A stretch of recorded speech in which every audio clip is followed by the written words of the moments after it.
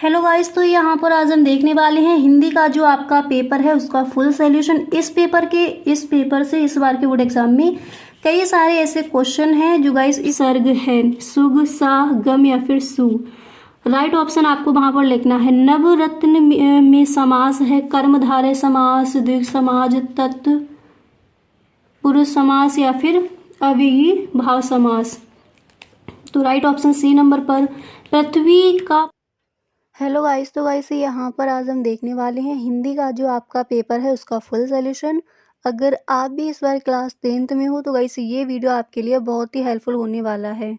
ठीक है, यहाँ पर हम देखेंगे हिंदी में जो भी आपके इम्पोर्टेंट क्वेश्चन है इस बार के बोर्ड एग्जाम के लिए। तो गाइस ये वीडियो आपको एंड तक देखना है, वीडियो को आप बिल्कुल भी स्किप ना करें। यहाँ पर आप देख सकते हो गाइस फर्स्ट क्वेश्चन दिया गया है कि उपन्यास विधा की रचना है। तो यहाँ पर पहले ऑप्शन देख लीजिए, इसके बाद इसका जो राइट ऑप्शन होगा उसको देखेंगे। फर्स्ट क्वेश्चन क्या है कि उपन्यास विधा की रचना है, तो पहले ऑप्शन देख लीजिए। फर्स्ट है कि वातायन। इसके बाद यहाँ पर सेकंड ऑप्शन दिया गया है जयसिंध। एंड गाइस इसके बाद यहाँ पर नेक्स्ट ऑप्शन दिया गया है शेखर एक जीवनी। और इसके बाद यहाँ पर 4 नंबर पर ऑप्शन दिया गया है फांसी। आपको बताना है उपन्यास विधा की रचना है। तो जो उपन्यास है वो किस विधा की रचना है? वातायन जो ऑप्शन मिला है ये ऑप्शन आपका गलत है। इसके बाद जयसिंध जो ऑप्शन दिया गया ये भी आपका गलत है। इसके बाद तीसरा ऑप्शन है शेखर एक जीवनी, यही आपका हो जाएगा राइट ऑप्शन। और इसके बाद 4 नंबर पर ऑप्शन है फांसी, ये भी आपका गलत ऑप्शन है। इसके बाद यहाँ पर गाइस नेक्स्ट क्वेश्चन दिया गया है कि त्याग पत्र के लेखक का नाम है। तो त्याग पत्र के लेखक का क्या नाम है? तो गाइस यहाँ पर पहले ऑप्शन देख लीजिए, त्याग पत्र के लेखक का नाम क्या है। फर्स्ट ऑप्शन में है जैनेन्द्र कुमार, सेकंड है मुंशी प्रेमचंद्र, नेक्स्ट है जयशंकर प्रसाद और 4 नंबर पर ऑप्शन में है अमृतलाल नागर। आपको बताना है त्याग पत्र के लेखक का नाम है। तो यहाँ पर देखिए 4 नंबर पर जो ऑप्शन दिया गया है कि अमृतलाल नागर, ये आपका हो जाएगा गलत ऑप्शन। इसके बाद गाइस यहाँ पर 3rd नंबर पर दिया गया है जयशंकर प्रसाद। और इसके बाद यहाँ पर 2nd नंबर पर ऑप्शन है मुंशी प्रेमचंद, तो राइट ऑप्शन हो जाएगा जैनेन्द्र कुमार। इसके बाद यहाँ पर अगला क्वेश्चन क्या है उसको देख लीजिए। तो नेक्स्ट क्वेश्चन यहाँ पर दिया गया है कि परीक्षा गुरु किस विधा की रचना है। ये आपका मोस्ट इम्पोर्टेंट है क्वेश्चन, कई बार पूछा भी गया है। तो गाइस परीक्षा गुरु है वो किस विधा की रचना है। यहाँ पर पहले ऑप्शन देखिए, फर्स्ट ऑप्शन दिया गया कि आत्मकथा। ठीक है, सेकंड ऑप्शन यहाँ पर दिया गया है एकांकी। इसके बाद 3rd ऑप्शन है उपन्यास। और इसके बाद नेक्स्ट ऑप्शन यहाँ पर दिया गया है रेखा चित्र। क्या पूछा गया कि परीक्षा गुरु किस विधा की रचना है। तो परीक्षा गुरु की विधा क्या हो जाएगी? रेखा चित्र गलत ऑप्शन है, एकांकी भी आपका गलत ऑप्शन है, आत्मकथा भी यहाँ पर हो जाएगा गलत ऑप्शन। तो परीक्षा गुरु किस विधा की रचना है? यहाँ पर तीसरे नंबर पर जो ऑप्शन है उपन्यास, यही आपका हो जाएगा राइट ऑप्शन। ठीक है, इसके बाद अगला क्वेश्चन क्या दिया गया उसको देख लीजिए। नेक्स्ट है कोस कोस पर बदले पानी, चार कोस पर वानी, कहावत किस पाठ में प्रयुक्त है। तो यहाँ पर पहले ऑप्शन देख लीजिए। फर्स्ट यहाँ पर दिया गया है मित्रता में, सेकंड ऑप्शन है अजंता में, नेक्स्ट है ममता में। और इसके बाद अगला यहाँ पर ऑप्शन दिया गया कि भारतीय संस्कृति में।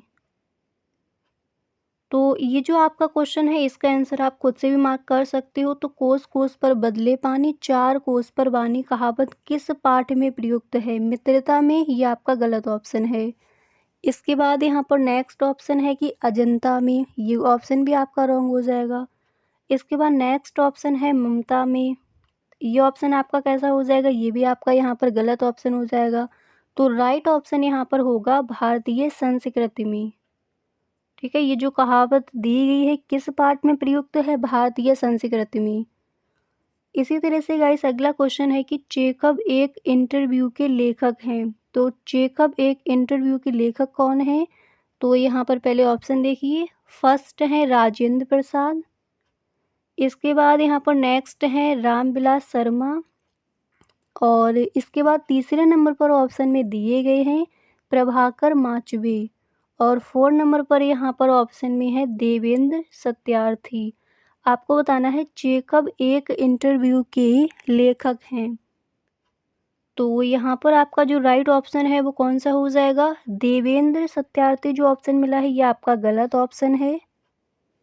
इसके बाद गाइस 3rd नंबर पर आपको ऑप्शन क्या दिया गया, 3rd नंबर पर ऑप्शन है प्रभाकर माचवे, तो ये ऑप्शन भी आपका हो जाएगा गलत ऑप्शन। इसके बाद 2nd नंबर पर ऑप्शन क्या दिया गया है, रामविलास शर्मा, तो रामविलास शर्मा आपका ऑप्शन कैसा हो जाएगा, राइट है या फिर रॉन्ग है, ये ऑप्शन भी यहाँ पर हो जाएगा गलत ऑप्शन। तो सही ऑप्शन यहाँ पर 1st नंबर पर जो दिया गया है राजेंद्र प्रसाद।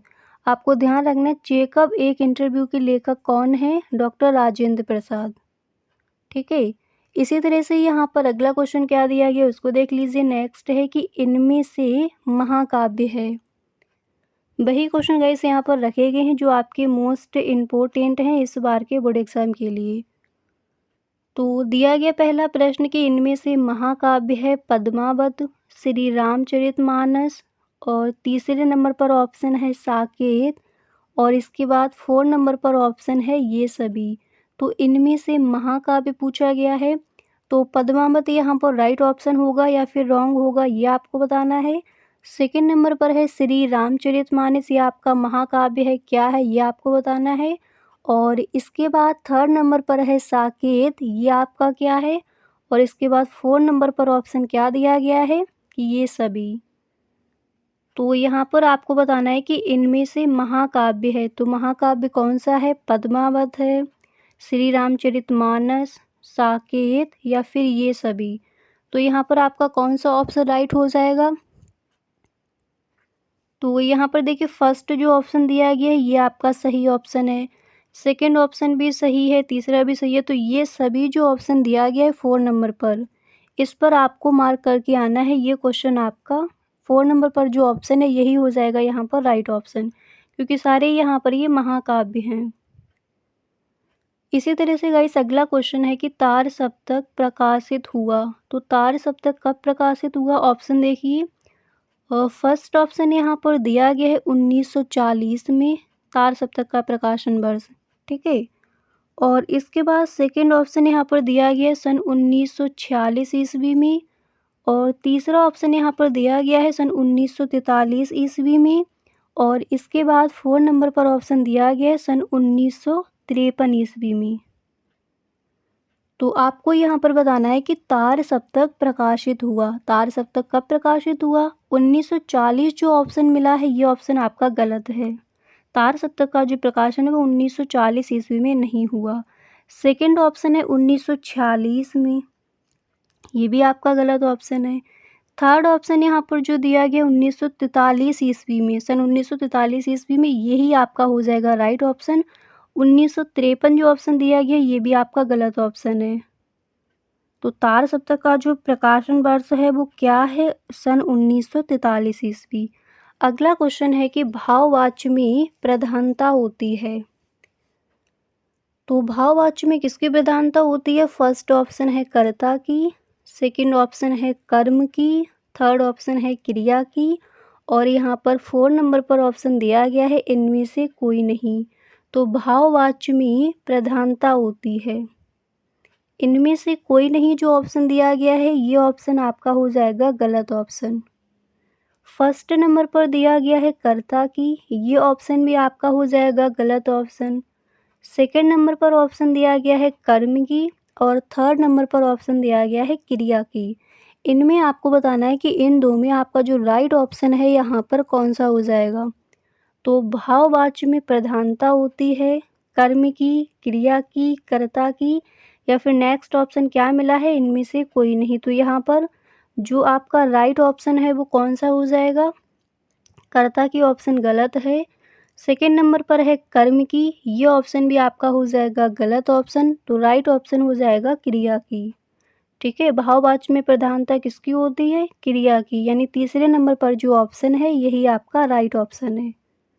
अगला क्वेश्चन यहाँ पर दिया गया है, आप देख सकते हो कि वाक्य में कितने भेद होते हैं, ये क्वेश्चन भी आपका पूछा गया है। तो वाक्य में कितने वाक्य में कितने तत्व होते हैं, इस तरह से क्वेश्चन दिया गया है। तो यहाँ पर पहले ऑप्शन देख लीजिए। फर्स्ट नंबर पर ऑप्शन दिया गया है 2, और इसी तरह से सेकंड नंबर पर ऑप्शन दिया गया है 4, और इसके बाद थर्ड नंबर पर ऑप्शन दिया गया है 3, और 4 नंबर पर ऑप्शन दिया गया है 8। आपको बताना है कि वाक्य में कितने तत्व होते हैं। तो यहाँ पर गाइस 4 नंबर पर जो ऑप्शन मिला है 8, ये यहाँ पर आपका हो जाएगा गलत ऑप्शन। 3 ऑप्शन दिया गया, ये ऑप्शन भी गलत है। 4 ऑप्शन मिला है, ये ऑप्शन भी आपका गलत ऑप्शन हो जाएगा। तो राइट ऑप्शन क्या होगा? 2। बाकी में कितने तत्व होते हैं? 2 तत्व। ठीक है, फर्स्ट नंबर पर जो ऑप्शन है राइट है। अब आपका आ जाता है गाइस खंड बा। खंड बा में पहला प्रश्न आपको दिया जाएगा, निम्नलिखित गद्यांशों में से किसी एक पर आधारित प्रश्नों के उत्तर दीजिए। तो ऐसे कौन कौन से आपके चैप्टर हैं गद्य में जो इम्पोर्टेंट हैं, ठीक है, जिनसे आपका गद्यांश लिया जा सकता है। तो पहला भारतीय संस्कृति, इसके ये जो आपका चैप्टर है भारतीय संस्कृति, इसको आप ध्यान से पढ़ेंगे, जिसके लेखक कौन है? Doctor Rajendra Prasad. Next chapter क्या लिखूं, इसको भी आप सही से पढ़ेंगे, इसके लेखक कौन है? पद्मलाल पुन्नालाल बख्शी। इसके बाद आपका नेक्स्ट चैप्टर यहाँ पर है ममता, और मित्रता पार्ट भी आपका इम्पोर्टेंट है। तो ममता जो यहाँ पर चैप्टर दिया गया, जिसके लेखक कौन है? जयशंकर प्रसाद। तो ये जो 3 चैप्टर यहाँ पर दिए गए हैं आपके इम्पोर्टेंट है। इन चैप्टर से आपका जो गद्यांश है वो लिया जा सकता है इस बार के बोर्ड एग्जाम के लिए। तो इन सभी चैप्टर्स को आपको ध्यान से पढ़ना है। जो भी आपको गद्यांश दिया गया है मॉडल पेपर में या फिर आपकी बुक में, जो भी इस चैप्टर से आपके जो गद्यांश दिया गया उनकी व्याख्या आपको घर पर ही करके देखनी। इसके बाद आपको बोर्ड एग्ज़ाम देने जाना है, ठीक है। और इसके बाद नेक्स्ट क्वेश्चन क्या दिया जाता है कि निम्नलिखित पद्यांशों में से किसी एक पर आधारित प्रश्नों के उत्तर दीजिए। उसके बाद आपका संस्कृत में दे दिया जाएगा। अब यहाँ पर गाइस ये देख लीजिए कि गद्य में ऐसे कौन कौन से लेखक हैं जिनकी आपको जीवन परिचय तैयार करनी है, ठीक है। तो क्वेश्चन आपको दिया जाएगा, निम्नलिखित लेखकों में से किसी एक लेखक का जीवन परिचय देते हुए उनकी प्रमुख रचना का उल्लेख कीजिए। तो फर्स्ट आप याद कर लेंगे रामधारी सिंह दिनकर का गद्य में। इसके बाद सेकंड आप याद करेंगे जयशंकर प्रसाद का। नेक्स्ट आपको तैयार कर लेना है आचार्य रामचंद्र शुक्ल का, और इसके बाद नेक्स्ट आप तैयार कर लेंगे पद्मलाल पुन्नालाल बख्शी का, ठीक है। तो इस तरह से आपका क्वेश्चन दिया जाता है, और कौन कौन से गद्य में लेखक आपके इस बार के बोर्ड एग्जाम के लिए इम्पोर्टेंट है उनको यहाँ पर आपने देख लिया। अब इसके बाद गाइस पद्य में देख लीजिए, यानी कौन कौन से ऐसे कवि हैं जिनका जीवन परिचय पूछा जा सकता है। तो क्वेश्चन इस तरह से आएगा, निम्नलिखित कवियों में से किसी एक कवि का जीवन परिचय देते हुए उनकी प्रमुख रचना का उल्लेख कीजिए। तो फर्स्ट आप तैयार कर लेंगे सूरदास का। सेकंड यहाँ पर है मैथिली शरण गुप्त, इनका तैयार कर लीजिए। नेक्स्ट यहाँ पर है सुमित्रा नंदन पंत, इनका तैयार कर लीजिए। और नेक्स्ट यहाँ पर है तुलसीदास, ठीक है। तो गद्य में ऐसे कौन कौन से लेखक हैं जिनकी आपको तैयार करनी है, और पद्य में ऐसे कौन कौन से कवि हैं जिनकी आपको जीवन परिचय तैयार करनी है, ठीक है। अब इसके आगे का जो पेपर है गाइस उसको हम देखेंगे नेक्स्ट वीडियो में। तो अगर आपको ये वीडियो गाइस पसंद आया है तो आप इस वीडियो को एक लाइक ज़रूर कर दें। Okay, thank you so much.